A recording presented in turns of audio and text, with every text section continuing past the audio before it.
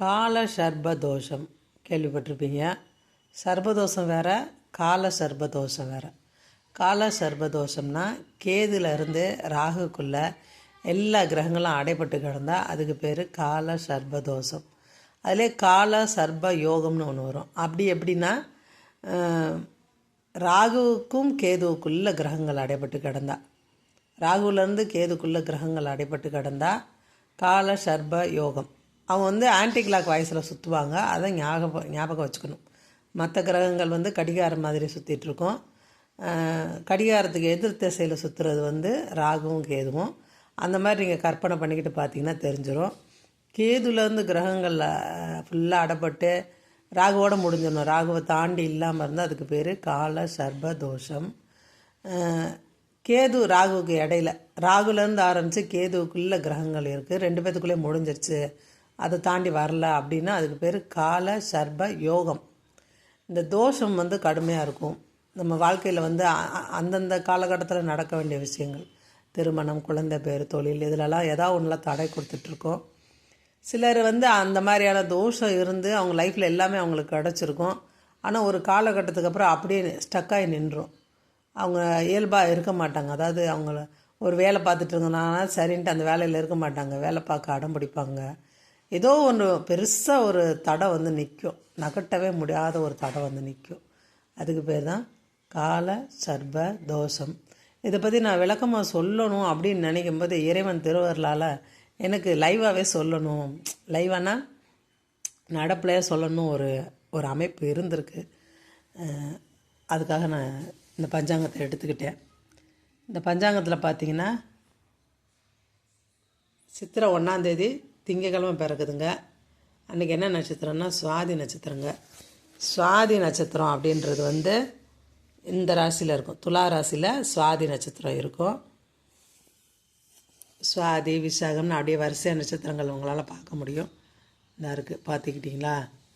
இப்போ இந்த சுவாதி நட்சத்திரத்தில் இருந்து 1 to 12 மாதிரி ஒவ்வொரு மாதத்துலேயும் ஒரு குறிப்பிட்ட அதாவது சுவாதி நட்சத்திரத்துலேருந்து பூரட்டாதி 3ஆம் பாதம் அது வரைக்கும் பிறக்கிற குழந்தைங்களுக்கு கால சர்பதோஷம் வராதுங்க. இதுதான் சொல்கிறேன். இந்த பார்த்திங்களா, கேதுலேருந்து எல்லா கிரகங்களும் அடைவாயிருக்கா, கேதுலேருந்து எல்லா கிரகங்களும் அடைவானா அதுக்கு பேர் தான் கால சர்பதோஷம்.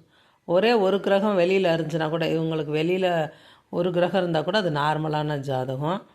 அதே மாதிரி இந்த ராகுலேருந்து கேதுவுக்குள்ள கிரகங்கள் அடைவாயிருந்துச்சு. இப்போ இங்கிட்டு இருக்கிற கிரகங்கள் அப்படியே இந்த பக்கமாக இருந்தாங்கன்னா அதுக்கு பேர் கால சர்ப யோகம். அது அந்த கால சர்ப தோஷம் வேலை செய்யாதுன்னு அர்த்தம். இந்த மாதிரி ராகு டு கேதுக்குள்ள கிரகங்கள் அடைவாக இருக்கும்போது அது நமக்கு தடைகள்லாம் தராது அப்படின்னு எடுத்துக்கலாம். இந்த மாதிரி இருந்துச்சுன்னா தடைகள் தரும் அப்படின்னு எடுத்துக்கலாம். ஏன்னா ஆன்டி கிளாக் வாய்ஸில் சுற்றும். கேது எப்பயுமே வெறுமையைத்தான் தரும் அப்படிம்பாங்க. இப்போ எல்லா கிரகங்களையும் கேது முழுங்கிற மாதிரி, நம்ம ராகு கேது ரெண்டையும் பாம்பாக தானே உருவகப்படுத்தியிருக்கோம். அப்போ எல்லா கிரகங்களையும் கேது அதோட பவரை கேது எடுத்துக்கிற மாதிரி ஒரு கணக்காகும். சரிங்களா? ராகுலேருந்து கேதுக்குள்ள கிரகங்கள் இருந்தால் அதுக்கு பேர் கால சர்ப யோகம். கேதுலேருந்து ராகுக்குள்ள கிரகங்கள் இருந்தால் அதுக்கு பேர் கால சர்பதோஷம். ஆடி 12 வரைக்கும், இந்த சித்திரையிலேருந்து ஆடி 12 வரைக்கும் இந்த கால சர்பதோஷம் இருக்குது. அதில் விதிவிலக்கு எதுக்கு வரும்னா, இந்த 3 மாதங்களில் சித்திரை, வைகாசி, ஆனி, ஆடி இந்த காலகட்டத்தில் சுவாதி நட்சத்திரத்துலேருந்து பூரட்டாதி நட்சத்திரம் வரைக்கும், பூரட்டாதி 3ஆம் பாதம் வரைக்கும் பிறக்கிற குழந்தைகளுக்கு கால சர்பதோஷம் இருக்காது, நார்மலான ஜாதகமாக இருக்கும் அப்படின்னு நான் சொல்லிக்க விரும்புகிறேன். இது என்ன பண்ண முடியும்? நம்மளாம் எதுவும் திட்டமிடலாம் முடியாது. குழந்தைங்கள் எப்போ பிறக்கணுமோ அப்போ தான் பிறக்குவாங்க. அதுக்காக ஒன்றும் செய்ய முடியாது. உங்களுக்கு இதை ஒரு விளக்கம் கொடுக்கறதுக்காக தான் இதை பண்ணிகிட்ருக்கேன். சித்திரையிலேருந்து ஆடி 12க்குள்ளே குழந்தை பெற்றுக்கிறவங்களா இருக்கட்டும், ஏற்கனவே ஜாதகத்தில் கால சர்ப்பதோஷம் இருக்கும்ல, அந்த மாதிரியான ஆளுகளாக இருக்கட்டும், மன்னார்குடியிலேருந்து 2 கிலோமீட்டர் தூரத்தில் பாமணி அப்படின்னு ஒரு ஊர் இருக்காங்க. அந்த ஊரில் ஒரு சிவன் கோயில் இருக்குது. ஆதிசேஷனே வழிபட்ட இடமா அது. அங்கே போய் வழிபாடு பண்ணிட்டு வாங்க, எல்லாம் நல்லதே நடக்கும். இறைவனோட பேர் பாதாளேச்சரம் நாகநாதர் திருக்கோயில்.